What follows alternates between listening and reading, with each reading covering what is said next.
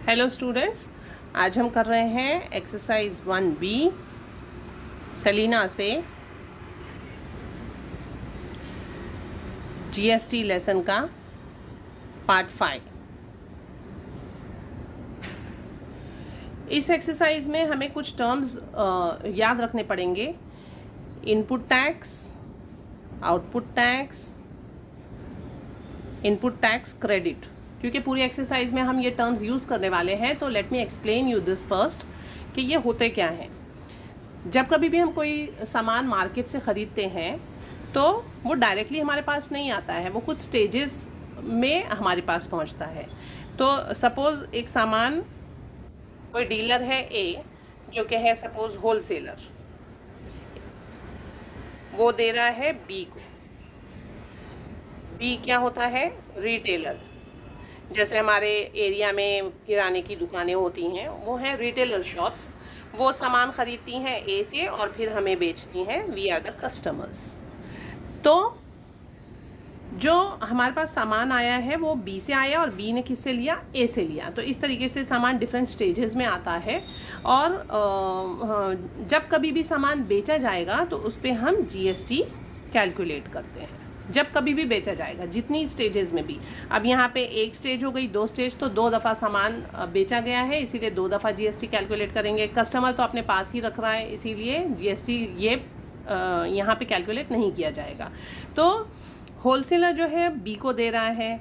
अगर suppose wholesaler का एक सामान है 100 रुपीज़ MRP पे और वो रिटेलर को दे रहा है 10 रुपये डिस्काउंट पे, तो ये क्या हुआ? होलसेलर के लिए SP जो है वो हो गया 90 रुपीज़, क्योंकि वो 100 में से 10 रुपया तो डिस्काउंट दे रहा है, तो उसने 90 रुपीज़ में बी को बेचा। अब बी के लिए कॉस्ट प्राइस क्या हो गया? जो इसका सेलिंग प्राइस था, it is 90 rupees.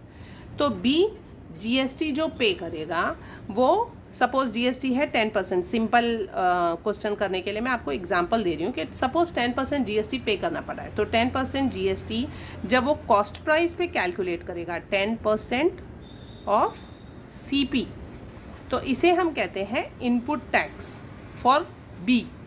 Retailer B के लिए ये हो गया इनपुट टैक्स। इनपुट टैक्स हम किस पे कैलकुलेट करेंगे? बी के लिए कॉस्ट प्राइस है वो, उस पर। अब सपोज़ 10% हम 90 जो है वो 9 रुपीज़ आएगा। ये टैक्स वो पे कर रहा है किसको? ए को। जब वो सामान ख़रीद रहा है ए से, तो वो 9 रुपये जो है एज अ टैक्स ए को पे कर रहा है, जो ए गवर्नमेंट को पे कर देगा। तो ये हो गया उसका इनपुट टैक्स। अब सपोज़ 90 रुपीज़ को वो प्रॉफिट ले रहा है 90 रुपीज़ पे 20 रुपये, तो सी को बेच रहा है, वो सी को बेच रहा है, SP कितना हो जाएगा? 90 + 20, दैट इज़ 110। तो SP जो है वो B के लिए कितना हो गया? अब 110। अब इस 110 का 10% GST वो निकालेगा, ये होगा उसका आउटपुट टैक्स। तो आउटपुट टैक्स क्या होगा? GST on selling price. Selling price पे जो हम कैलकुलेट करेंगे बी के लिए, कॉस्ट प्राइस पे जो हम कैलकुलेट करेंगे वो इनपुट टैक्स होगा, और बी की सेलिंग प्राइस पे जो हम कैलकुलेट करेंगे वो आउटपुट टैक्स होगा। आउटपुट टैक्स अब कितना हो जाएगा? 10% ऑफ 110, दैट इज़ 11 रुपीज़। 10% कितना आएगा 110 का? 11 रुपीज़। तो 11 रुपीज़ जो है, अब ऐसा नहीं है कि बी ए को भी पे करेगा फिर बी 11 रुपीज़ गवर्नमेंट को भी पे करेगा, नहीं, क्योंकि बी ऑलरेडी 9 रुपीज़ पे कर चुका है, तो गवर्नमेंट को अब वो कितना पे करेगा? Output minus input, that is 11 - 9, 2 rupees. 2 rupees जो है वो गवर्नमेंट को पे करेगा, और इसे हम कहते हैं input tax credit.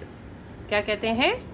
Input tax credit. इसे हम नेट जीएसटी पेबल भी कहते हैं। Net GST payable by B, net GST payable by B. तो आई होप आपको ये कॉन्सेप्ट क्लियर हो गया होगा, स्पेशली जब हम मिडिल पर्सन की बात करें। सपोज 3 लोग हैं जिनका ट्रांजैक्शन चल रहा है, 2 ट्रांजैक्शन हुए हैं 3 लोगों के बीच में, तो जो मिडिल पर्सन है हमें उसके लिए ये सारा कैलकुलेशन करना होगा। मोस्टली यही चीज़ आपको दिमाग में रखनी है, बाकी तो आप लोगों को समझ में आ जाएगी, बहुत सिंपल होगा। लेकिन ये जो बी है इसके लिए इनपुट टैक्स और आउटपुट टैक्स 2 चीज़ें कैलकुलेट करनी होंगी। तो इसी के लिए इनपुट टैक्स क्या होगा, जो कॉस्ट प्राइस है उसके ऊपर कैलकुलेट किया जाएगा, और जब सेलिंग प्राइस पे कैलकुलेट करेंगे तो उसे हम कहेंगे output tax. Output tax minus input tax will give you input tax credit, जो बी को नेट जीएसटी पेएबल है। ओके, अब हम इसका एक्सरसाइज 1B का क्वेश्चन नंबर 1 करते हैं। क्वेश्चन नंबर 1 से आपको और क्लियर हो जाएगा ये कॉन्सेप्ट। क्वेश्चन नंबर 1 में उन्होंने कहा है कि when the goods and services are sold for 15,000 under intra state transaction. अब आप याद रखिए ये चीज़ हमारी एक्सरसाइज 1A में हो चुकी है, इंट्रा स्टेट ट्रांजैक्शन।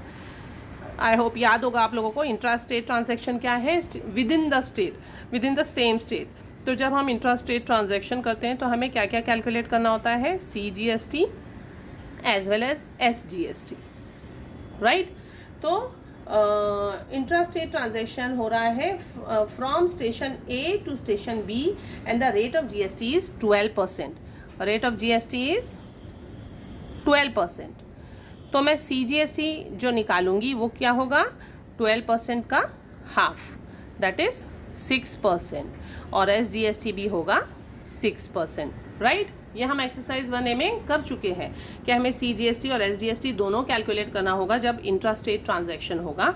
अब यहाँ पे उन्होंने बोला है कि 15,000 में सेल किया है स्टेशन A पे, तो 15,000 जो है सेलिंग प्राइस है एट स्टेशन A।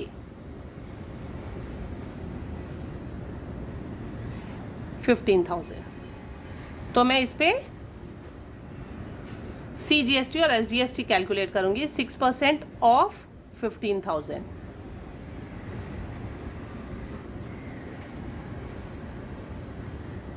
और ये दोनों भी आएंगे कितने, 900 rupees, right.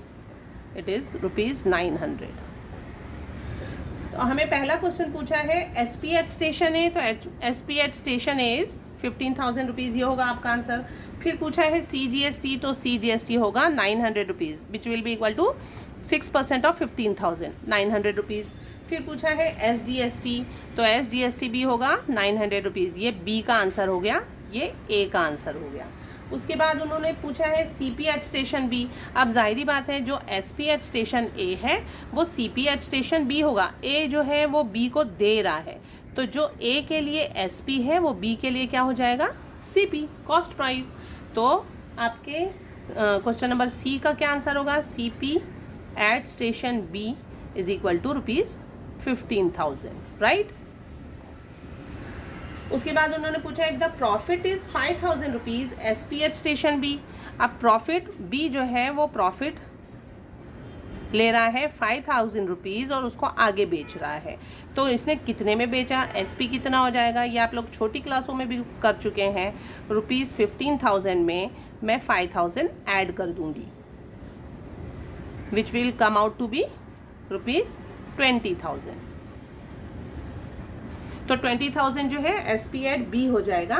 This is your answer for D। उसके बाद उसी क्वेश्चन का नेक्स्ट पार्ट है, now the same goods are moved under interstate transaction हो रहा है अभी। इंटरस्टेट ट्रांजैक्शन में क्या होगा, सिर्फ हमें IGST कैलकुलेट करना होगा। अब interstate transaction from B to C, तो GST क्या होगा, IGST, यानी मैं डायरेक्टली 12% ले लूँगी। तो जो E का आंसर है, E, it is IGST and which is equal to 12% of 20,000, which will come out to be 12 upon 100 into 20,000। आप करिए तो क्या आएगा आपको, 2400 rupees, 2400। This is the answer for E। GST is 2400। CP at station C, अब जो SP at station B है 20,000 रुपये, वो CP एट स्टेशन C होगा, राइट। बी जो है वो बेच रहा है, बी सी को बेच रहा है, तो बी के लिए जो एस पी होगा वो सी के लिए होगा सी पी। तो C P at station C is equal to ₹20,000, क्योंकि it is equal to S P of B 20,000 rupees. तो आई होप ये क्वेश्चन नंबर 1 से आपको और ये टर्म्स क्लियर हो गए होंगे। IGST, CGST, अभी हमने इसमें इनपुट टैक्स और आउटपुट टैक्स नहीं निकाला है। नेक्स्ट पार्ट में हम क्वेश्चन नंबर 2 से स्टार्ट करेंगे, तो आपको वो कॉन्सेप्ट और क्लियर हो जाएगा। क्वेश्चन नंबर 1 पे अभी हम स्टॉप करते हैं। Thank you.